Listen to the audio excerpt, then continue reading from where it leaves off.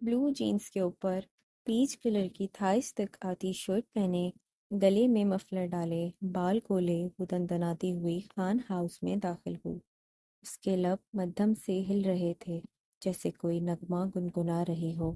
उससे पहले वो लाउंज का दरवाज़ा खोले अंदर दाखिल होती, सामने से आते उस वजूद से जा टकराई। एक पल के लिए तो आयत को अपने सर पर सारा आसमान घूमता हुआ महसूस हुआ। उफ, मेरा सिर फाड़ दिया, वो चिल्लाई थी। रायम ने नागवारी से उसे देखा। अंधी हो, देखकर नहीं चल सकती क्या? हर वक्त दीवारों में टक्करें मारती रहती हो। वो पहले ही लेट हो रहा था, ऊपर से ये मुसीबत रास्ता रोकने आ गई। आयत अपना सिर मसलती हुई अब रायम खान को देख रही थी। मुझे तो नज़र आता है रायम भाई, आप एक काम करें, आप चश्मे लगवा लें, क्योंकि नज़र तो आपको आता नहीं है। जब देखो तब मेरे सामने आ जाते हैं। ज़्यादा शौक है मेरा सर फोड़ने का, वो गुस्से से बोली थी। रायम किलस कर रह गया। पहली बात, मुझसे तमीज़ से बात किया करो, तुमसे कितना बड़ा हूँ। दूसरी बात, मेरे पास तो आंखें हैं जो मुझे अल्लाह ने दी हैं, और मुझे उनसे बहुत अच्छा नज़र आता है। हाँ, तुम्हारा कुछ कह नहीं सकता। रायम की बात सुनते हुए आयत का हलक तक जल गया था। वो हमेशा उसे जिच करने की हर मुमकिन कोशिश करता था। आपको डॉक्टर किस बेवकूफ़ ने बनाया है? मेरे हाथों में होता तो आपकी डिग्री के 4 फिर उठ और फिर बेशुमार टुकड़े करने के बाद मैं उन्हें आग लगा देती। इसके लहजे में इतनी नागवारी महसूस करते रायम को भी गुस्सा आया। तुमसे बहस करना अपना सिर दीवार में मारने के मुतरादिफ है। रास्ता छोड़ो मेरा। ना जाने क्यों हर वक्त हमारे घर में मुंह उठाकर आ जाती हो। तुम्हें अपने घर में चैन सुकून नहीं है? मजीद जहरकंदा लहजे में बोला था कि इस बार आयत की आंखों में खफगी के तासुरात नुमाया हुए। आपका घर है? मुझे तो कहीं नजर नहीं आ रहा कि इस पर रायम खान लिखा हुआ है। मेरे ख्याल से बाहर जावेद खान के नाम का बोर्ड लगा हुआ है, और उस हिसाब से आज तक मुझे कभी भी जावेद अंकल ने इस घर में आने से मना नहीं किया। तो फिर आप कौन होते हैं मुझे मना करने वाले? आइंदा ऐसी बात कही तो मैं अंकल और आंटी से आपकी शिकायत लगाऊंगी। वो किलस ही तो उठी थी। रायम ने कुछ कहने के लिए लब खोले ही थे, जब अगले ही पल उसे धक्का देती अंदर की जानिब बढ़ गई। जहां देखो तो वहीं दीवार बनकर खड़े हो जाते हैं। मेरे पास आप जैसे लोगों से बहस करने का फजूल टाइम नहीं। वो मुसलसल बड़बड़ाती हुई अंदर जा रही थी। इसकी आखिरी बात सुनते राइम की रगों में खून का उबाल बहुत तेजी से गर्दिश करने लगा। नहीं, तुम समझती क्या हो खुद को? वो चिल्लाया था, मगर तब तक आयत लाउंज में अंदर जा चुकी थी। रायम पांव पटकते हुए पोर्च तक आया, अपनी गाड़ी स्टार्ट की, गाड़ी में बैठा और गाड़ी को हॉस्पिटल की जानिब दौड़ा दिया। ये लड़की जिस दिन उससे टकराती थी, वो दिन रायम का बहुत बुरा गुजरता था। रायम को ये जहर से भी ज्यादा बुरी लगती थी। 18 साला आयत हमदानी शोक और चंचल खूबसूरती की मिसाल तो थी, मगर उसके अलावा उसका हुलिया बिल्कुल बच्चों जैसा होता था। वो जिंदगी को भरपूर तरीके से जीने वाली लड़की थी। अपने बाप की इकलौती बेटी, अपने भाई की इकलौती बहन, ऊपर से फैमिली भी अमीर थी, इसलिए तो सारे उसे बहुत वैल्यू देते थे। मगर रायम को लगता था कि उसके वालिदैन ने जो उसे ये बेजा लाड प्यार दिया है, उससे ये बिगड़ गई है। लड़की को अपनी हुदूद में रहना चाहिए। लेकिन आयत कुछ ज्यादा ही शरारती और हंसमुख थी। वो जिंदगी खुलकर जीती थी, लेकिन रायम का ख्याल था कि लड़कियों को एक हद तक इंट्रोवर्ट रहना चाहिए। वो बहुत ज्यादा एक्सट्रोवर्ट थी। रायम खान शहर के एक जाने माने बिजनेसमैन जावेद खान का इकलौता बेटा था। 27 साला रायम खान खूबसूरती की मिसाल। उसकी गहरी नीली आंखें, उनमें झलकती खूबसूरती और जहानत जो किसी भी लड़की को उसका दीवाना कर सकती थी। उसके चेहरे पर हमेशा एक संजीदा और सोबरपन रहता था। वो बहुत संजीदा था, उसे मस्ती मजाक ये सब जहर लगता था। उसकी मौजूदगी के वक्त उसकी दोनों बहनें भी अच्छी बच्चियां और खामोश रूहें बनकर घर में रहती थीं। दायम बड़ा था, इससे छोटी 23 साला महरम थी, और महरम से छोटी 18 साला हुमा। हुमा और आयत दोनों एक ही कॉलेज में साथ पढ़ती थी। वो दोनों ही सेकंड ईयर में थी, इसीलिए तो आयत की हुमा से दोस्ती भी बहुत कमाल थी। आयत हुमा से मिलने के लिए अक्सर ही खान हाउस आती रहती थी। वो लोग एक ही कॉलोनी में रहते थे, मगर घरों में कुछ फासले थे। 3-4 गलियां छोड़ने के बाद उनके घर आते थे। तो वहीं हमदानी साहब का भी बिजनेस की दुनिया में एक नाम था। अपने बाप की इकलौती लाडली बेटी پھر وہ ایسی نہ ہوتی، یہ تو ناممکن سی بات تھی۔ وہ تھپ کرتی ہوئی آندھی طوفان کی طرح ہما کے کمرے میں داخل ہوئی۔ محرم اور ہما دونوں ہی چپس کے ساتھ انصاف کرتی نظر آئیں، مگر آیت کے چہرے پر شدید برہمی تھی۔ وہ سیدھی صوفے پر گری اور پھر وہیں پھیل کر لیٹ گئی۔ اس کے منہ پر بجتے 12 ان دونوں بہنوں کو بتا چکے تھے کہ ضرور اس کا موڈ خراب ہونے کی وجہ ان دونوں کا بھائی ہی تھا۔ کیا ہوا؟ تمہارے منہ پر کیوں 12 بج رہے ہیں؟ ہما نے چپس کی سلائس منہ میں ڈالتے ہوئے سوالیہ آئی برو اچکاتے پوچھا۔ آیت کے منہ کے زاویے بگڑے تھے۔ تمہارا وہ اکڑو بھائی، دل تو چاہتا ہے کبھی کبھی اس کا سر پھاڑ دوں۔ آخر اسے میرے یہاں آنے سے کیا تکلیف ہے؟ اس کے اندر حسد اور غصے کا ابال تیز ہوا تھا۔ ہما مسکرا پڑی تھی۔ ارے بھائی کی تو باتوں کی فکر نہ کرو، تم جانتی تو ہو ان کا غصہ تیز ہے، اسی لیے ان کو اور ان کی باتوں کا برا مت منایا کرو، وہ جلدی ہائپر ہو جاتے ہیں۔ ان کو چھوڑ دو، اپنا موڈ ٹھیک کرو۔ ہما نے آیت کے سامنے چپس کا پیکٹ رکھتے ہوئے اسے چپس کھانے کا اشارہ دیا، مگر فی الحال آیت کا موڈ بہت خراب تھا۔ کہتے ہیں آئندہ ان کے گھر نہ آیا کروں، میں آج ہی آنٹی سے شکایت لگاؤں گی۔ ان کا گھر ہے بھلا کیا؟ اب میں اپنی دوست سے ملنے کے لیے یہاں نہیں آ سکتی؟ نہ جانے کیوں اسے رائم کا اس طرح بات کرنا آج بہت برا لگا تھا۔ آج رائم پہلے سے کچھ زیادہ غصے میں تھا۔ اکثر وہ اس طرح بات کر جایا کرتا تھا، مگر آج سے پہلے آیت کو کبھی اتنی تکلیف نہیں ہوئی۔ کیا ہو گیا ہے آیت؟ اس طرح بچوں جیسی حرکتیں مت کیا کرو تو نہ ہی بھائی تم پر غصہ کریں۔ محرم جو سنجیدگی سے کتاب پڑھ رہی تھی، اس بار اس نے درمیان میں خطاب دینا ضروری سمجھا کہ آیت کا حلق جو پہلے ہی جل چکا تھا مزید جل کر راکھ ہو گیا۔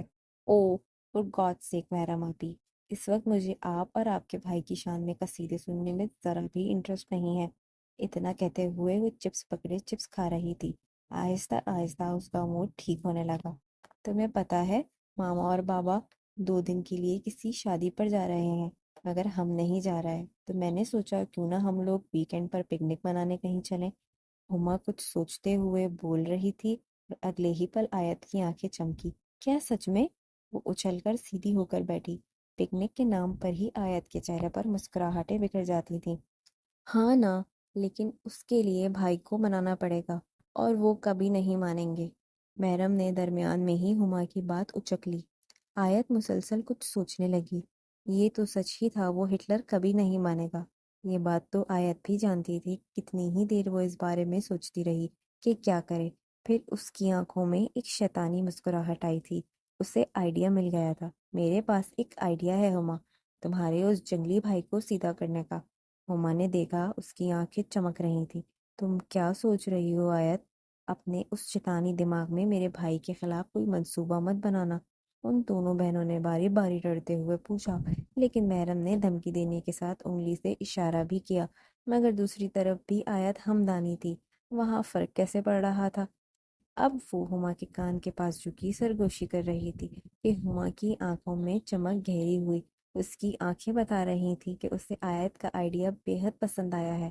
محرم دونوں کو جانچتی ہوئی نگاہوں سے دیکھ رہی تھی۔ ان دونوں کے دماغ میں تو کچھ سازش چل رہی تھی۔ یہ رات کا پہلا پہر تھا جب وہ تھکا ہارا ہاسپٹل سے آتے گھر میں داخل ہوا، مگر لاؤنج میں داخل ہوتے ہی اسے کسی کی بدہم سسکیوں کی آواز آئی۔ رائم کا دماغ گھوما تھا۔ یہ کون رو رہا ہے؟ وہ حیران پریشان سا آگے بڑھا، مگر سامنے لگتی عدالت دیکھتے ہوئے وہ مزید حیران ہوا۔ آیت ہما کے گلے لگی مسلسل رو رہی تھی۔ ایک ہاتھ سے ٹشو پکڑ رکھا تھا، کبھی اپنا چہرہ صاف کر رہی تھی، کبھی ناک۔ پاس ہی غصے میں جاوید صاحب چکر پر چکر کاٹ رہے تھے اور ان کی بیوی شازیہ بیگم پریشانی سے آیت کو دیکھ رہی تھی۔ اچھا نا میری جان، بس کرو، کیوں اتنا رو رہی ہو؟ ایک بار آنے تو اس کو، آج میں اسے چھوڑوں گی نہیں۔ شازیہ بیگم کے دل میں ہول اٹھنے لگے تھے۔ انہیں آیت اپنی بیٹیوں کی طرح عزیز تھی، اور اس طرح آیت کو روتے دیکھ انہیں بہت تکلیف ہو رہی تھی۔ جاوید صاحب کے چہرے پر دبا دبا غصہ تھا، اور رائم سمجھ گیا تھا کہ ضرور اس آیت نے جان بوجھ کر یہ عدالت لگوا رکھی ہے۔ وہ وہیں رک گیا اور اب بہت فرصت سے ان سب کو دیکھ رہا تھا۔ محرم خود پریشان بیٹھی تھی، سمجھ نہیں آ رہی تھی ہما اور آیت مل کر کیا کرنا چاہ رہی ہیں۔ یہ بھی کوئی بات ہوئی بھلا آنٹی؟ کہتے ہیں میں آپ کے گھر نہ آؤں، یہ ان کا گھر ہے؟ میں تو آپ کو اپنے ماں باپ سمجھتی ہوں اور اس طرح مجھ سے بات کرتے ہیں۔ پتہ نہیں رائم بھائی کو مجھ سے کیا پرخاش ہے۔ اس کا ڈرامہ فل تھا۔ ہما نے بہت مشکل سے اپنی ہنسی ضبط کر رکھی تھی۔ آیت بیٹا، فکر مت کرو، یہ میرا گھر ہے۔ تم جب چاہو، جہاں چاہو، جیسے چاہو یہاں آ سکتی ہو، بیٹھ سکتی ہو، اور میں دیکھتا ہوں اس نوابزادے کی کیسے ہمت ہوتی ہے تمہیں روکنے کی۔ جاوید صاحب نے زچ ہوتے اس بار آیت کو مخاطب کرتے کچھ پیار سے کہا کہ رائم کلس کر رہ گیا تھا۔ ان لوگوں کا میلو ڈرامہ جاری تھا۔ وہ کچھ آگے بڑھا، اسے دیکھتے ہی جاوید صاحب نے دانت پر دانت جمائے۔ نہیں برخوردار، تم بتا ہی دو آخر، تمہیں اس بچی سے کیا تکلیف ہے؟ کیا مسئلہ ہے تمہیں؟ کیوں تنگ کرتے ہو اسے؟ جاوید صاحب کے لہجے میں دبا دبا غصہ تھا۔ رائم کے چہرے پر تھکن کے ساتھ اب غصے کے تاثرات نمایاں ہونے لگے۔ ایسا بھی کچھ نہیں کہہ دیا میں نے اس بچی کو جو آپ لوگ اتنا بھڑک رہے ہیں۔ جب دیکھو تب ہر وقت مجھ سے آ کر ٹکراتی رہتی ہے۔ چلنے کی تمیز ہے نہ بات کرنے کی۔ اس کی زبان دیکھی ہے؟ گز بڑ لمبی زبان ہے۔ رائم نے شان بے نیازی سے کہا تھا کہ آیت کے وجود میں شرارے پھوٹ پڑے۔ یہ دیکھیں آنٹی، یہ اب بھی مسلسل مجھے برا بھلا کہہ رہے ہیں۔ وہ ایک بار پھر اپنا رونا سٹارٹ کر چکی تھی کہ شازیہ بیگم نے پیار سے اس کی طرف دیکھا۔ تم رو مت، اس طرح میں ابھی اس کی کلاس لیتی ہوں۔ بس بہت ہو گیا رائم۔ انہوں نے پہلی بات کچھ پیار سے آیت سے کہی اور اگلی بات کچھ غصے سے رائم سے کہی۔ میں نے اسے کچھ بھی نہیں کہا ماما، یہ آپ کو ایک کی چار باتیں لگا کر بتا رہی ہے۔ رائم نے آیت کو گھورتے ہوئے کہا تھا، مگر آیت اس کی گوری سے بے نیاز ایک بار پھر رونے لگی۔ انہیں کہیں مجھ سے معافی مانگے، ورنہ میں یہاں سے کہیں نہیں جاؤں گی۔ رات گہری ہو رہی تھی، وہ صبح سے یہیں پر تھی۔ اور لفظ معنی پر جیسے رائم کو اپنی سماعتوں پر یقین نہ آیا۔ کتنے ہی پل وہ حیرت سے آیت کا چہرہ دیکھتا رہا، پھر کہکا لگا کر ہنس پڑا۔ اور ریئلی مس آیت، تمہیں لگتا ہے کہ میں تم سے معافی مانگوں گا؟ مجھے لگتا ہے تمہارا دماغ خراب ہو گیا ہے۔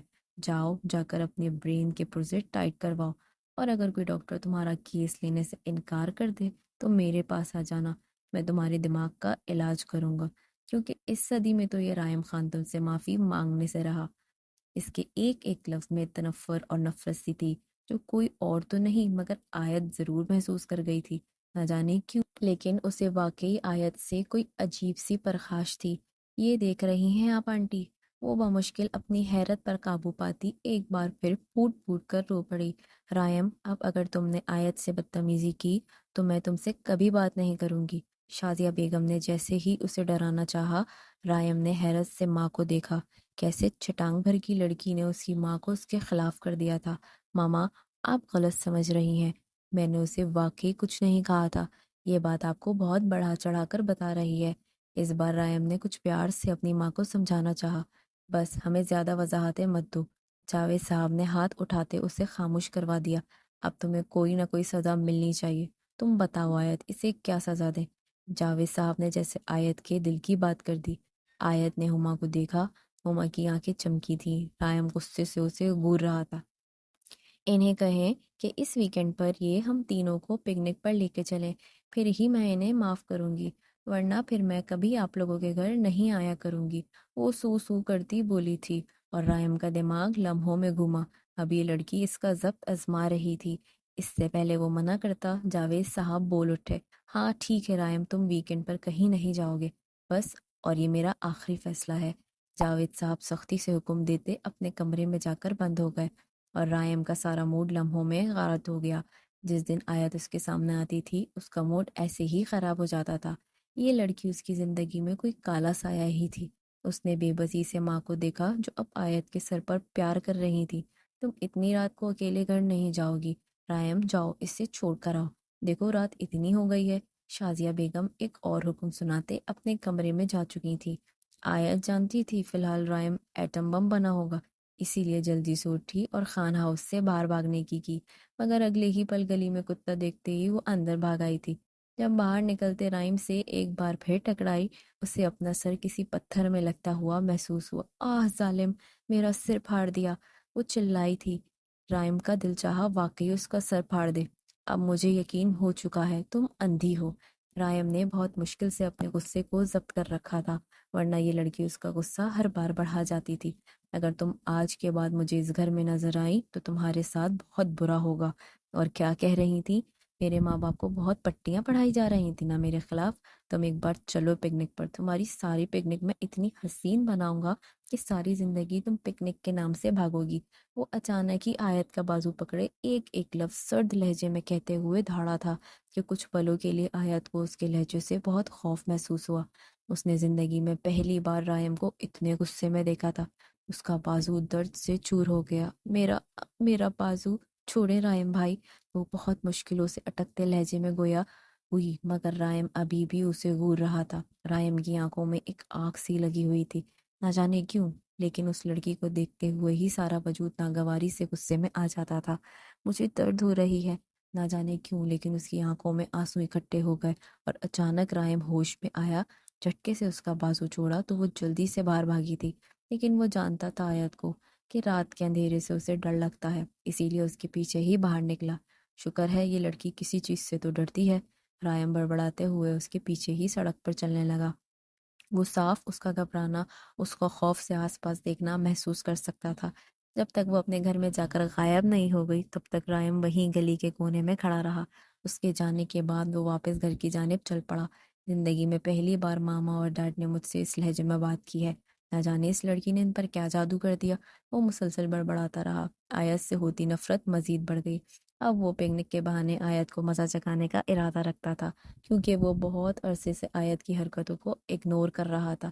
مگر اب آیت کی حرکتوں میں شدت آتی جا رہی تھی. وہ اسے تنگ کرنے کا کوئی بھی موقع ہاتھ سے نہیں جانے دیتی تھی. اسی لیے رائم کا بھی اسے سبق سکھانے کا بہت اچھا ارادہ تھا. اور کون جانتا تھا اسے سبق سکھاتے سکھاتے رائم خود ایک بہت بڑا سبق سیکھ جائے گا. وقت کچھ مزید آگے سرکا اور بالآخر ویکنڈ بھی آ گیا. صبح ہی صبح شازیہ بیگم اور جاوید صاحب شادی کے لیے نکل گئے. آج وہ بہت خوش تھی.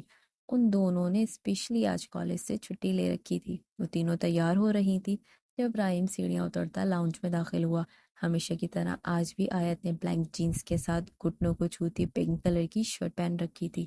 گلے میں دوپٹے کو مفلر سٹائل سے لیے بالوں کی پونی بنائے وہ آج پیاری لگ رہی تھی، مگر رائم کو اسے دیکھ کر عجیب ناگواری ہوتی تھی. اس کی نسبت محرم نے گھٹنوں کو چھوتی محروم فراک پہن رکھی تھی. چادر گھٹنوں کے ارد اڑی ہوئی تھی اور ہما نے بھی جینز کے ساتھ کوئی کرتی پہن رکھی تھی. وہ تینوں تیار ہو چکی تھی. ضروری سامان وہ پہلے ہی گاڑی میں رکھوا چکے تھے. تم لوگ ریڈی ہو گئے؟ رائم نے آیت کو مکمل اگنور کرنے کے بعد ان دونوں سے پوچھا. محرم نے اس بات میں سر ہلایا. جی بھائی. محرم کی بات سنتے ہی اس نے ایک آخری تنقیدی نگاہ آیت پر ڈالی جو اس سے بے نیاز نہ جانے موبائل میں گھسی کیا کر رہی تھی. ٹھیک ہے، تینوں گاڑی میں پہنچو، میں انتظار کر رہا ہوں. اتنا کہتے وہ لاؤنج سے باہر نکل گیا. اس کے جانے کے بعد آیت نے سکون کی سانس لی. وہ خود ہی اس سے نظریں ملانے سے گریز کر رہی تھی. اگلے 10 منٹ بعد وہ تینوں گاڑی میں بیٹھ رہی تھی. محرم رائم کے ساتھ فرنٹ سیٹ پر بیٹھ گئی اور ہما آیت پیچھے بیٹھ گئی. سارا راستہ آیت نے فل انجوائے کیا. وہ جانتی تھی کہ شور سن کر ہمیشہ کی طرح رائم ڈسٹرب ہوگا، اسی لیے کانوں میں ہینڈ فری لگائے اور اونچی آواز میں گانے سن رہی تھی. جو وہاں بیٹھے تینوں نفوس انجان تھے، مگر وہ فل جھوم جھوم کر مزے لے رہی تھی. رائم کی نظر گاہے بگاہے بیگ مرر سے اس کی طرف اٹھ رہی تھی اور اس کی حرکت کو دیکھتے ہوئے رائم کی رگوں میں خون کا ابال تیز ہو رہا تھا. بالآخر وہ لوگ اپنے مطلوبہ مقام پر پہنچ چکے تھے. اس مقام کا انتخاب محرم نے کیا تھا. یہ بہت پیسفل اور پرسکون جگہ تھی. دور دور تک صرف گھاس اور ہریالی تھی. آس پاس صرف پہاڑ تھے، کیونکہ وہ لوگ اسلام آباد سے کچھ باہر نکل آئے تھے. وہ تینوں بیٹھی باتیں کر رہی تھی جب رائم ان کو اکیلا چھوڑتے ہوئے کچھ دیر کے لیے پہاڑ کی چوٹی کی جانب چلا گیا.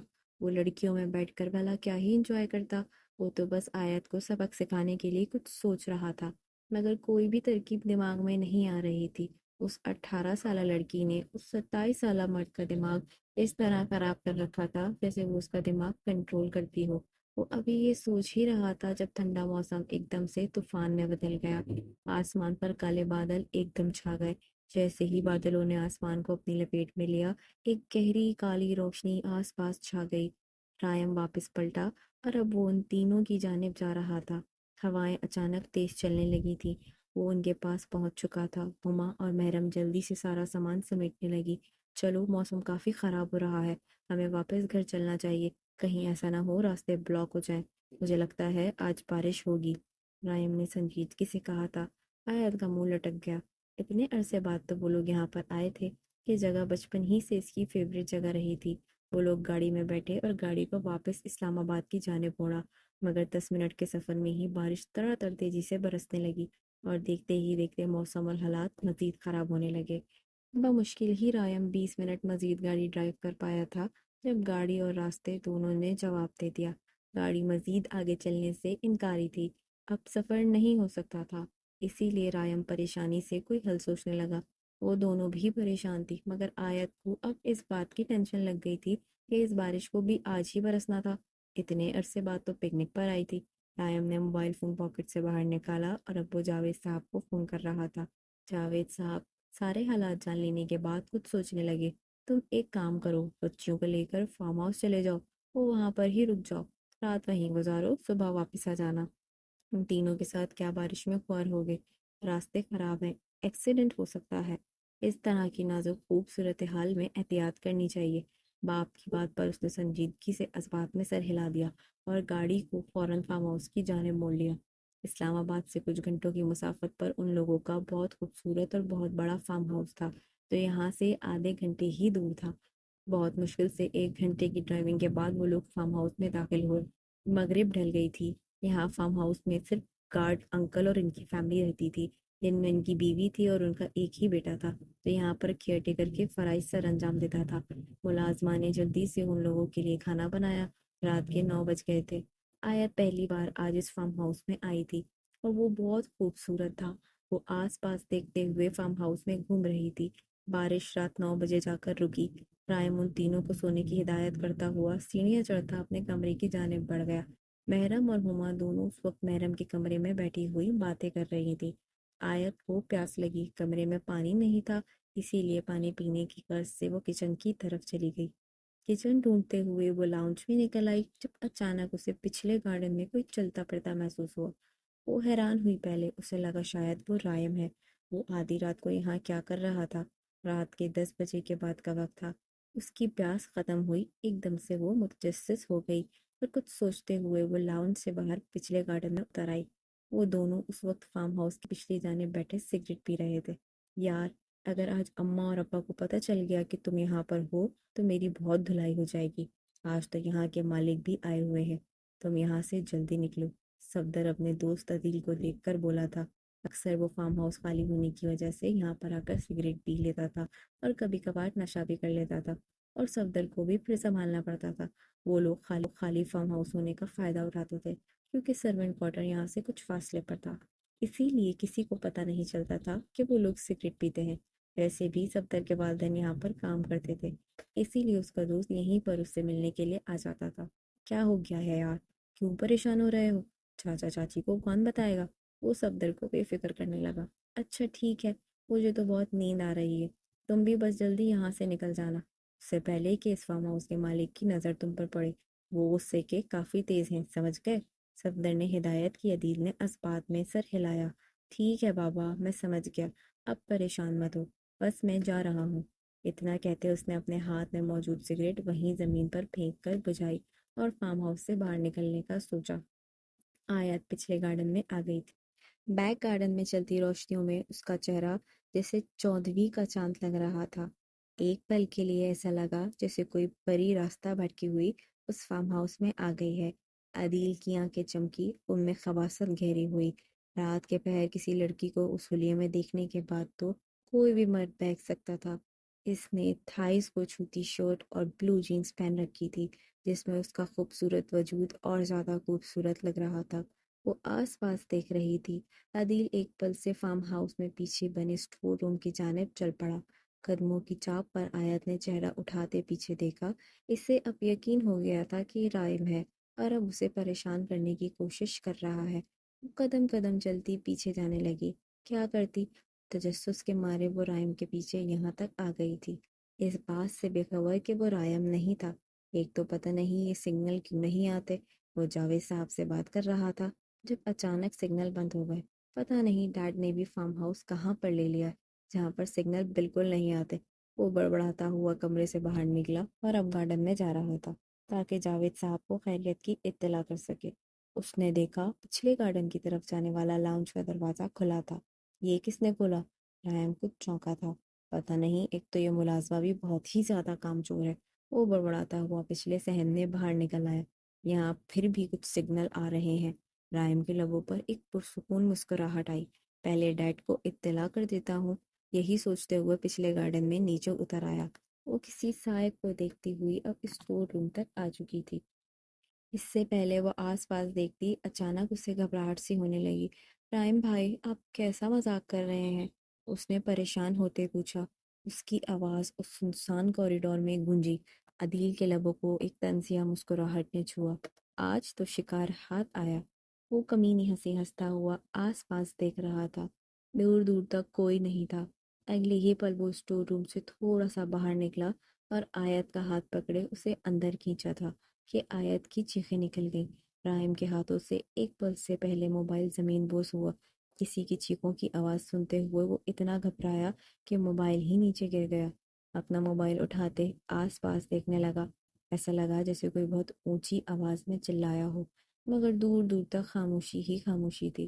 نہ جانے کیوں، لیکن ایک پل کے لیے رائم کو کچھ برا ہونے کا احساس ہوا۔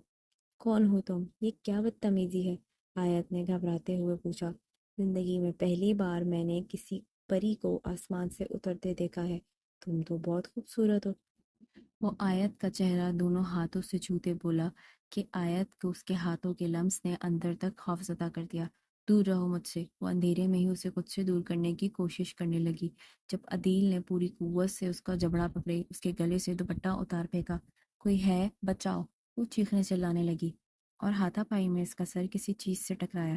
ایک بار پھر کوئی چیخا تھا۔ رائم کو اس بار یقین ہو گیا تھا کہ یہ آیت ہی تھی۔ آیت! اس کے لب پھڑپڑائے تھے۔ یہ لڑکی ہر وقت ہی مجھے پریشان کرنے کی کوشش کیوں کرتی ہے؟ وہ زچ ہو چکا تھا۔ ایک بار پھر اس کی چیخ آئی، مگر اس بار وہ کسی کو مدد کے لیے پکار رہی تھی۔ رائم جلدی سے فارم ہاؤس کی پچھلی جانب بھاگا تھا جہاں سے آیت کی چیخ کی آواز آئی تھی۔ وہ اسٹور روم تک پہنچا۔ یہیں سے آیت کی چیخوں کی آواز آ رہی تھی۔ آیت! وہ ٹھیک تو تھی؟ رائم فوراً فکر مند ہوا۔ کہاں کی نفرت، کیسی نفرت، کیسا غصہ! اس وقت سب دور جا سویا تھا۔ رائم نے ہاتھ بڑھاتے دروازہ کھولنا چاہا، مگر وہ اندر سے بند تھا۔ رائم کا دماغ بھگ سے اڑا۔ دروازہ اندر سے کیوں بند تھا؟ وہ حیرت زدہ یہ سوچ رہا تھا۔ وہ سسک رہی تھی۔ کچھ ہوا تھا۔ رائم کا دل گھبرانے لگا۔ ٹھنڈے پسینے آنے لگے۔ اس نے جلدی سے پیچھے ہوتے دروازے میں ایک زوردار دھکا مارا۔ دروازہ ٹوٹا۔ وہ اندر داخل ہوا۔ نیم روشنی میں اس نے آیت کو وہیں زمین پر گرے دیکھا۔ کوئی اس کے اوپر جھکا تھا۔ آیت! رائم چلایا۔ عدیل گھبراتا ہوا آیت سے دور ہوا۔ رائم آگے بڑھا تھا بنا آیت کو دیکھے۔ اس نے عدیل کو گریبان سے پکڑا اور سیدھا دیوار میں دے مارا۔ تمہاری ہمت کیسے ہوئی آیت کو ہاتھ لگانے کی؟ وہ پے در پہ اس کے چہرے پر مکے مار رہا تھا۔ آیت نے بہت مشکل سے خود کو زمین سے اٹھایا۔ اسے اپنے گلے پر ابھی تک جلن محسوس ہو رہی تھی۔ وقت رہتے رائم آ گیا۔ اگر رائم نہیں آتا تو کیا ہوتا؟ وہ شخص تو اس کی عزت تار تار کرنے والا تھا۔ رائم نے اس کا سر اتنی قوت سے دیوار میں مارا کہ عدیل ہوش و حواس سے بیگانہ ہو گیا۔ بہت مشکل سے رائم نے اپنے حواس بحال کیے، غصے کو قابو کیا۔ پھر وہ آیت کی جانب بڑھا جو وہیں زمین پر ایک کونے میں بیٹھی بری طرح سسک رہی تھی۔ آیت! رائم نے اسے پکارا۔ آواز میں نرمی تھی۔ وہ اس کے پاس زمین پر بیٹھا۔ آیت نے اپنے دونوں ہاتھ چہرے سے ہٹائے بنا کچھ کہے وہ بے ساختہ آگے بڑھی اور رائم کے سینے سے لپٹ کر بری طرح رونے لگی، اور رائم کا سارا وجود ساکت رہ گیا۔ وہ پتھر ہی تو ہو گیا تھا۔ وہ خود کو اس کے سینے میں چھپاتی رو رہی تھی۔ ایسا لگ رہا تھا جیسے وہ اس کی آخری پناہ گاہ ہے۔ اس کا سارا وجود کانپ رہا تھا۔ وہ سسک رہی تھی۔ وہ کچھ کہنے کی کوشش کر رہی تھی، مگر کچھ کہا نہیں جا رہا تھا۔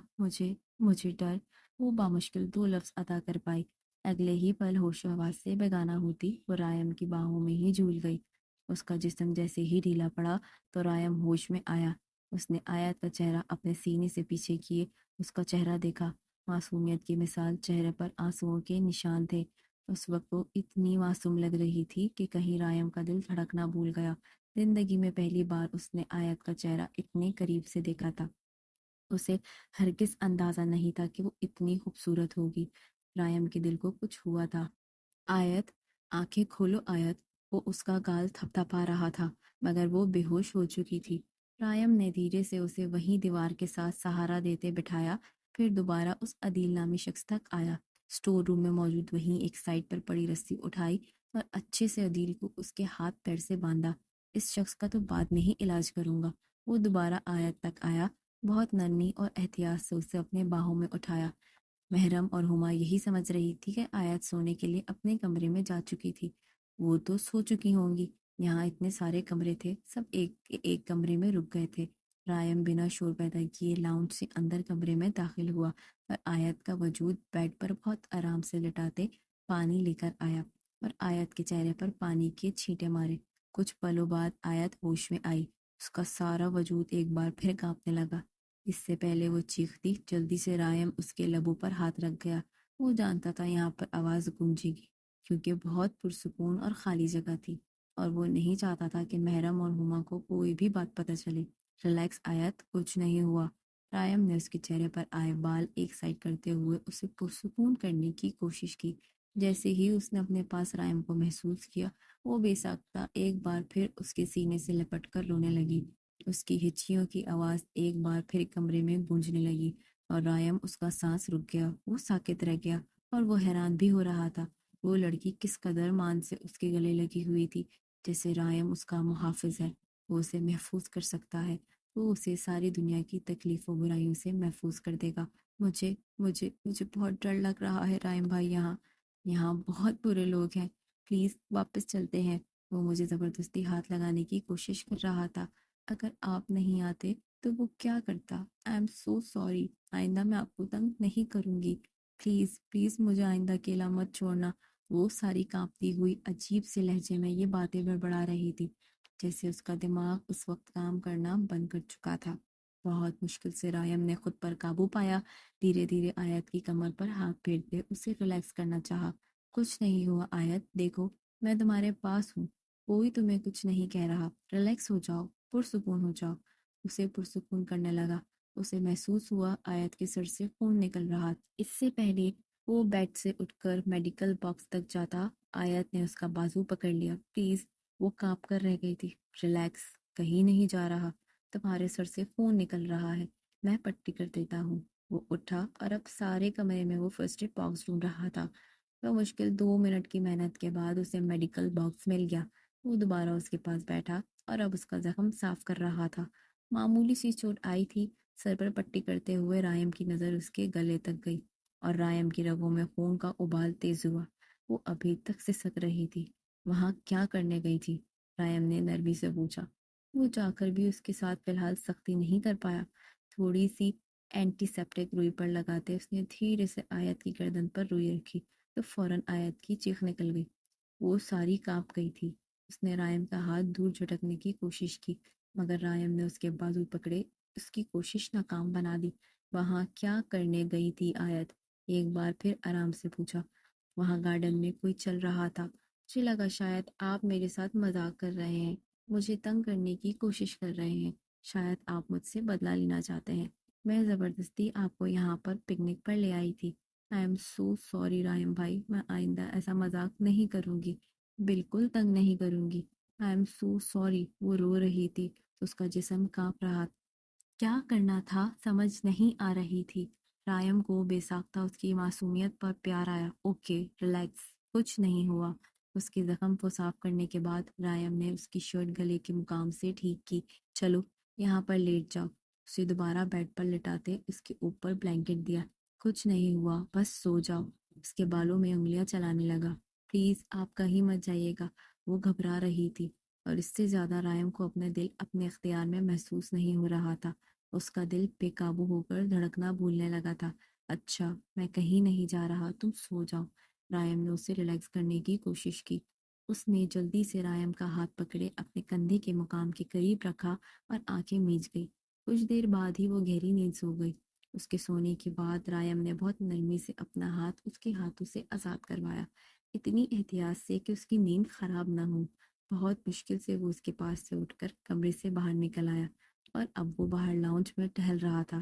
آنکھوں کے سامنے بس بار بار آیت کا وہ کانپتا وجود آ رہا تھا۔ اگلی صبح 6 بجے کے قریب وہ فارم ہاؤس کی سرونٹ کوارٹر میں موجود تھا۔ اس کے سامنے وہی ملازم اور اس کی بیوی کھڑے تھے اور وہ تھڑ تھڑ کانپ رہے تھے۔ صفدر بھی ایک سائڈ پر کھڑا تھا۔ کون ہے یہ لڑکا اور کیا کر رہا تھا فارم ہاؤس میں؟ رائم دھاڑا تھا۔ صفدر کو دیکھا تو صفدر کانپ سا گیا۔ میں تم سے کچھ پوچھ رہا ہوں۔ رائم کی سختی اور باپ کے غصے کی بھری نگاہوں سے ڈرتے ہوئے صفدر نے ساری سچائی بتا دی کہ اکثر وہ اس کا دوست عدیل یہاں پر بیٹھ کر سگریٹ پی لیا کرتے تھے۔ یہ سچ جان لینے ان کا ابال تیز ہوا۔ تمہاری ایک لاپرواہی کی وجہ سے اتنا بڑا حادثہ ہوتے ہوتے رہ گیا۔ جانتے بھی ہو وہ لڑکی ہمارے ساتھ آئی ہے، وہ ہماری ذمہ داری ہے، وہ میری عزت ہے، اور تمہارے اس دوست نے میری عزت کو داغدار کرنے کی کوشش کی ہے۔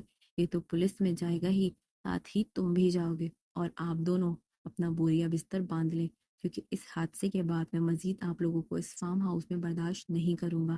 آپ کی ناک کے نیچے کوئی فارم ہاؤس میں آتا رہا اور آپ کو علم بھی نہیں ہوا۔ رائم شدید غصے میں تھا۔ ان کے والدین نے بے بسی سے چہرہ جھکا دیا۔ ان کے بیٹے کی غلطی تھی، اسی لیے اب خمیازہ تو بھگتنا ہی تھا۔ 9 بجے کے قریب آیت کمرے سے باہر نکلی۔ اب وہ رات ہی بنسبت کچھ پرسکون ہو گئی تھی، مگر اس کے اندر ایک خاموشی نے گہرا ڈیرا ڈال لیا تھا۔ وہ لاؤنج میں بیٹھی تھی جب رائم لاؤنج کے اندر داخل ہوا۔ اس نے رائم کو دیکھا، کچھ کہنے کی کوشش کی۔ رائم بنا اسے دیکھے اوپر چلا گیا۔ تمہیں کیا ہو گیا ہے؟ تم نے کیوں منہ پہ 12 بجا رکھے ہیں؟ کیا بھائی نے پھر سے کچھ کہا؟ ہما اس کے پاس دب کرتی صوفے پر بیٹھی پوچھ رہی تھی۔ رائم کے ذکر پر وہ ڈر گئی۔ اگر اس نے آیت کی حرکت ہما اور محرم کو بتا دی تو کیا ہوگا؟ اس نے ڈرتے ہوئے نفی میں سر ہلایا۔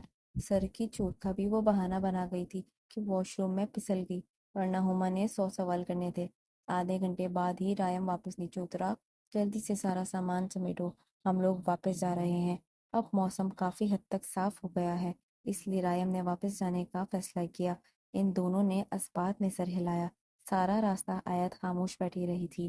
رائم اس کی خاموشی نوٹ کر رہا تھا۔ ایسا لگ رہا تھا جیسے وہ اپنے اندر کا ایک حصہ مار آئی ہو۔ اس نے اپنے گلے کو دوپٹے سے بہت اچھے سے چھپا رکھا تھا۔ وہ ساری کانپ رہی تھی۔ اس کے چہرے پر بھی اضطراب جھلک رہا تھا جو رائم صاف محسوس کر سکتا تھا۔ وہ سارا راستہ بے چین بیٹھی رہی۔ اس نے پہلے محرم اور ہما کو گھر چھوڑا۔ تم لوگ چلو، میں آیت کو چھوڑ کر آتا ہوں۔ اتنا کہتے اس نے گاڑی آگے بڑھا دی۔ گاڑی آیت کے گھر سے کچھ پیچھے ہی روک دی۔ آیت آیت کو پکارا تو آیت چونکی۔ جی، بمشکل بول سکی۔ جو بھی ہوا اسے بھول جاؤ، کسی کو مت بتانا، میں بھی نہیں بتاؤں گا، اور پریشان مت ہو، سب کچھ ٹھیک ہے۔ آئندہ احتیاط کرنا، ایسی غلطی مت دہرانا۔ بہت نرمی سے سمجھا رہا تھا۔ آیت اسبات میں سر ہلاتی گاڑی سے باہر نکل آئی۔ بمشکل اس نے بولنے کے لیے لب کھولے۔ شکریہ رائم بھائی۔ اس کی آنکھوں میں نمی تھی۔ رائم نے اسبات میں سر ہلایا جیسے اس کا شکریہ وصول کیا ہو، اور اب وہ ہمدانی ہاؤس داخل ہو رہی تھی۔ جب تک وہ گھر میں داخل نہیں ہو گئی تب تک رائم اسے دیکھتا رہا۔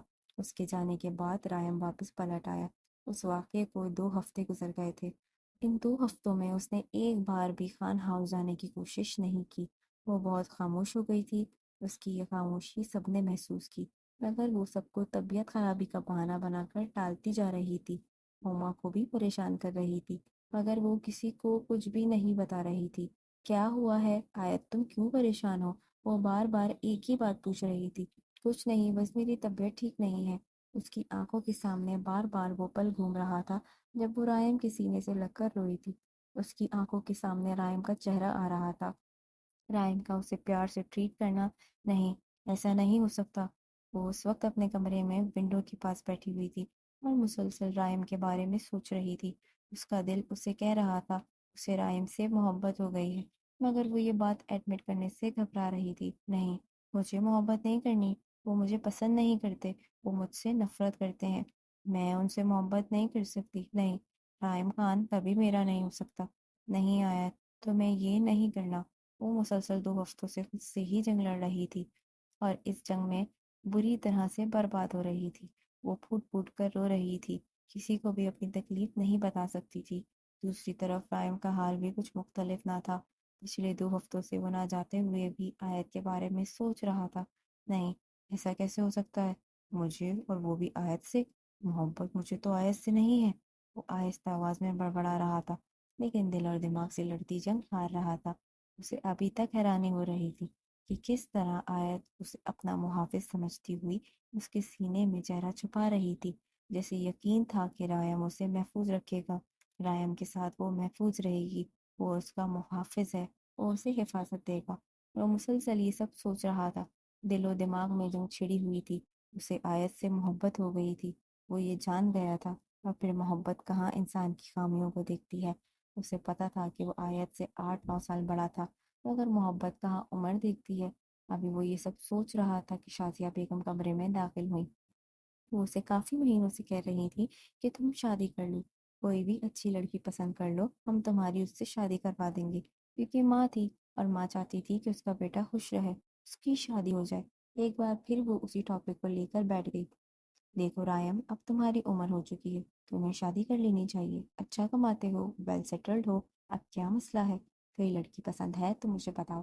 وہ خاموشی سے اپنی ماں کو دیکھ رہا تھا، اسے آیت کے بارے میں بات کرنی چاہیے، مگر نہیں، کوئی کیسے اس کی شادی آیت سے کروا سکتا ہے؟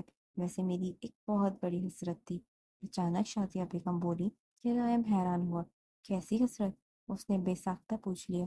خیر چھوڑو، تم کون سا پوری کرو گے؟ ویسے میری حسرت تھی کہ آیت ہمارے گھر کی بہو بن، اتنی پیاری اور معصوم بچی ہے، اور تو اور مجھے اتنی پسند ہے، لیکن نہیں، تمہارا تو اس کے ساتھ 36 کا آنکڑا ہے، تم نے خود ہی اسے اپنی دشمن بنا رکھا ہے، اس بچی کو ہر وقت ڈانٹتے ہی رہتے ہو، شادی تو بہت دور کی بات ہے، تم تو اسے دیکھتے ہی غصے سے آگ بگولا ہو جاتے ہو، شازیہ بیگم نے افسوس سے کہا تھا، اور رائم کے دماغ میں دھماکے ہونے لگے۔ کچھ دیر وہ خاموش رہا، جب بولا تو لہجہ بہت مضبوط تھا۔ میں آیت سے شادی کرنے کے لیے تیار ہوں ماما، آپ لوگ میرا رشتہ لے کر جائیں۔ کچھ دیر تک تو شازیہ بیگم کو یہ محسوس ہوا انہیں سننے میں کوئی غلطی ہوئی ہے۔ تم سچ کہہ رہے ہو رائم، یا میرے کان بج رہے ہیں؟ انہوں نے بے بسی سے پوچھا تو رائم مسکرا دیا۔ میں سچ کہہ رہا ہوں ماما، وہ بہت اچھی ہے، بس میں ہی ہر وقت اس سے غصے سے بات کرتا ہوں، لیکن میں خود کو بدل لوں گا۔ اور شازیہ بیگم کی مسکراہٹ گہری ہوئی۔ تم سچ کہہ رہے ہو نا رائم، سچ میں رشتہ لے کر جائیں؟ قائم نے اسبات میں سر ہلایا۔ میں صدقے جاؤں میرا بیٹا، تم بہت اچھے ہو، میں آج ہی تمہارے بابا سے بات کرتی ہوں، ہم آج ہی آیت کا رشتہ لے کر جائیں گے۔ شازیہ بیگم کے تو گویا پاؤں زمین پر ٹک ہی نہیں رہے تھے، ان کی زندگی کی بہت بڑی خواہش پوری ہو گئی تھی۔ جاوید صاحب کے ساتھ محرم اور ہما دونوں ہی رائم کی مرضی جان لینے کے بعد کافی حیران ہوئے تھے، جیسے انہیں یقین ہی نہ ہوا ہو کہ یہ بات خود رائم نے کہی تھی کہ اسے آیت سے شادی کرنی ہے۔ 2 دن مزید گزر گئے تھے۔ یہ رات کا پہر تھا جب ہمدانی صاحب اس کے کمرے میں داخل ہوئے۔ ان کے ساتھ ان کی بیوی مسز ہمدانی بھی تھی۔ وہ آیت کے سامنے بیٹھے، آیت بیڈ گراؤنڈ سے ٹیک لگائے بیٹھی تھی۔ ہمیں تم سے بہت ضروری بات کرنی ہے آیت۔ وہ چوکی تھی، نہ جانے انہوں نے کیا کہنا ہوگا۔ جی کہیں بابا، وہ سیدھی ہو کر بیٹھی تھی۔ تمہارے لیے ایک رشتہ آیا ہے، بہت مناسب اور بہترین رشتہ ہے، ایسا رشتہ کہیں نہیں ملے گا۔ ہم چاہتے ہیں تمہارا نکاح کر دیں، پھر رخصتی تمہاری پڑھائی کے بعد ہو جائے گی۔ باپ کی بات سنتے ہی آیت کو اپنے سینے میں کوئی نیزہ لگتا محسوس ہوا۔ آنکھوں کے سامنے ایک پل کے لیے رائم کا چہرہ گھومتا تھا۔ وہ نفی میں سر ہلا گئی۔ رائم اس کا کیسے ہو سکتا تھا؟ اسے محبت بھی ہوئی تو کس ظالم ہرجائی سے؟ ان دونوں میں زمین و آسمان کا فرق تھا، اور رائم وہ تو اس کی شکل ایک پل کے لیے بھی دیکھنا برداشت نہیں کرتا تھا، تو پھر ساری زندگی برداشت کرنا تو ناممکن سی بات تھی۔ وہ چاہتے ہیں کہ نکاح جلدی ہو جائے، اسی لیے میں نے نکاح اسی ہفتے کرنے کا فیصلہ کر لیا ہے۔ ایک بار میں تم سے تمہاری رضامندی جاننا چاہتا ہوں، اگر تمہیں اعتراض ہے تو انہیں منع کر دیں گے۔ ہمدانی صاحب نے آیت کو دیکھا۔ آیت نے ایک بار بھی یہ جاننے کی کوشش نہیں کی کہ وہ کون ہے اور کیسا شخص ہے۔ آپ نے میرے لیے فیصلہ کیا ہے بابا، وہ جیسا شخص بھی ہوگا مجھے منظور ہے اور قبول ہے۔ آپ نکاح کی تیاری کریں۔ اس کے دل کا ہر احساس مر گیا تھا۔ اس نے اپنے دل سے رائم کی محبت کو نوچ کر باہر پھینکنے کی کوشش کی، مگر بہت بری طرح سے ناکام رہی۔ یہ ایک ہفتہ اس کی زندگی میں کسی غمگین سائے کی طرح آیا تھا۔ وہ کہیں نہیں گئی، بس گھر میں ہی بند تھی۔ مسز ہمدانی نے کافی کہا کہ شاپنگ کرو نکاح کے لیے، مگر اس نے ایک ہی بات کہی کہ اس کی طبیعت ٹھیک نہیں ہے۔ جب دل ہی بیمار ہو تو وہ پھر کیسے ٹھیک ہو سکتی تھی؟ ملے آخر وہ دن بھی آ گیا جب اس کا نکاح ہو گیا۔ اس کی آنکھوں کے سامنے بس بار بار رائم کا چہرہ گھوم رہا تھا۔ اس نے تو یہ بھی نہیں سنا کہ مولوی صاحب نے اس سے نکاح کے وقت رضامندی لیتے ہوئے کون سا نام پڑھا۔ وہ بس خالی ذہن کے ساتھ قبول ہے بول گئی۔ نکاح کے وہ ٹیرس پر آ گئی۔ اس وقت بہت خوبصورت، گھٹنوں کو چھوتی میرون فراک پہن رکھی تھی۔ وہ چاند کو دیکھ رہی تھی اور ساتھ بہت بری طرح سے رو رہی تھی۔ وہ آج آخری بار رائم کو یاد کر لینا چاہتی تھی، پھر آج کے بعد تو وہ کسی اور کی ہو جائے گی۔ لیکن نہیں، اسے اب یاد نہیں کرنا چاہیے، وہ تو کسی کے نکاح میں جا چکی ہے۔ وہ یہی سب سوچ رہی تھی جب پیچھے سے آہٹ سنائی دی۔ وہ اس کی طرف قدم قدم بڑھ رہا تھا۔ آیت نے جلدی سے اپنی آنکھوں کی نمی رگڑتے ہوئے صاف کر ڈالی۔ آیت، اس نے دھیرے سے پکارا تھا، اور آیت نے حیرانی سے چہرہ موڑے پیچھے دیکھا۔ وہ رائم تھا۔ وہ اس کی آواز ہی سے اسے پہچان گئی تھی۔ وہ حیران ہوئی۔ اسے امید نہیں تھی کہ رائم اس کے نکاح میں آئے گا، مگر اسے حیرت ہوئی تھی۔ آپ یہاں رائم با؟ اس کے لبوں سے پہلے لفظ نکلتا رائم نے اپنی انگلیاں اس کے اونٹوں پر رکھ دی۔ کیا کر رہی ہو بے وقوف لڑکی؟ ابھی بھائی بول کر تازہ تازہ ہوئے نکاح کا بیڑا غرق کرنے والی تھی۔ وہ کچھ غصے سے بولا، اور آیت ساکت رہ گئی۔ تو کیا اس کا نکاح رائم سے ہوا تھا؟ لیکن بابا نے تو کہا تھا کہ وہ ان کے کسی دوست کا بیٹا ہے۔ ایسے کیا دیکھ رہی ہو؟ بہت تنگ کرتی تھی نا مجھے۔ اب ساری زندگی میں تمہیں مزے چکاؤں گا۔ تم نے تو سوچا بھی نہیں ہوگا میں تمہیں اس طرح سے بھی قید کر سکتا ہوں۔ وہ اس کی کمر میں ڈالے اسے کھینچ کر اپنے قریب کر رہا تھا۔ وہ حیرانی سے اس کی طرف پٹی پٹی نگاہوں سے دیکھ رہی تھی۔ ایسے مت دیکھو مس، یقین کر لو وہ میں ہی ہوں جس کے ساتھ تمہاری قسمت پھوٹی ہے۔ برائم جان بوجھ کر اسے تنگ کر رہا تھا۔ وہ اس کے اتنا پاس تھی کہ اس کی جھلستی سانسیں آیت کو اپنے چہرے پر پڑتی محسوس ہو رہی تھی۔ اس نے رائم کے حلیے کو دیکھا۔ سفید سوٹ کے اوپر مرون واسکٹ رکھی تھی۔ وہ اپنے کمرے میں ہی بیٹھی رہی۔ نکاح بھی کمرے میں ہو گیا۔ اس نے باہر مہمانوں کے سامنے جا کر بیٹھنے سے منع کر دیا تھا، اور ہما نے بھی اسے یہ نہیں بتایا کہ وہ اس کی بھابھی بن رہی ہے۔ جب اسے یقین ہو گیا کہ اس کا نکاح واقعی رائم سے ہوا ہے، تو اگلے ہی پل سارے ضبط ہوتی اس کے سینے میں چہرہ چھپائے بہت بری طرح رونے لگی۔ پہلے تو اس کی بری طرح رونے سے رائم پوچھا کر رہ گیا، پھر جلدی سے اس کے گرد دونوں ہاتھوں سے حصار بنایا۔ آیت، کیا ہوا؟ اچھا سوری، میں صرف مذاق کر رہا تھا، تو میں تنگ نہیں کروں گا۔ آئی سویر، بہت مشکلوں سے وہ اس کا رونا کم کروا پایا۔ بس ہو گیا ہے نا آیت، ایسے کیوں رو رہی ہو؟ میں اتنا برا ہوں کیا جو میری بیوی بن کر تم اس طرح ریئیکٹ کر رہی ہو؟ اس بار اس نے کچھ تکلیف سے پوچھا۔ آیت نے روتے ہوئے نفی میں سر ہلایا۔ یہ تو خوشی کے آنسو ہیں، مجھے لگا تھا شاید اب میں آپ کو کبھی دیکھ نہ پاؤں۔ اس کی بات سنتے ہی رائم کو جھٹکا لگا۔ کیا مطلب؟ کیا کہنا چاہتی ہو؟ اس نے آیت کا چہرہ تھوڑی سے پکڑتے اوپر کرتے پوچھا۔ مجھے نہیں پتا کب کیسے مجھے آپ سے محبت ہو گئی۔ میں تو ابھی تک حیران ہوں کہ کیا واقعی یہ حقیقت ہے یا کوئی خواب؟ کیا میں سچ میں آپ کی بیوی بن گئی ہوں؟ وہ حیرانی پریشانی سے پوچھ رہی تھی۔ رائم نہ چاہتے ہوئے بھی ہنس پڑا۔ لبوں سے الحمدللہ نکلا۔ اسے واقعی امید نہیں تھی آیت کا ایسا ری ایکشن دیکھنے کو ملے گا، لیکن اب تو مجھ سے نفرت کرتے ہیں۔ آپ کیسے مجھے اپنی بیوی بنا سکتے ہیں؟ میں جانتی ہوں اس کے پیچھے بھی آپ کا کوئی پلان ہوگا، وہ بے بسی سے کہتے پھر رونے لگی۔ رائم نے افسوس سے نفی میں سر ہلایا۔ بس اپنے اس شیطانی دماغ کو بریک لگاؤ۔ نہیں کرتا میں نفرت، وہ دھیمے لہجے میں غرایا۔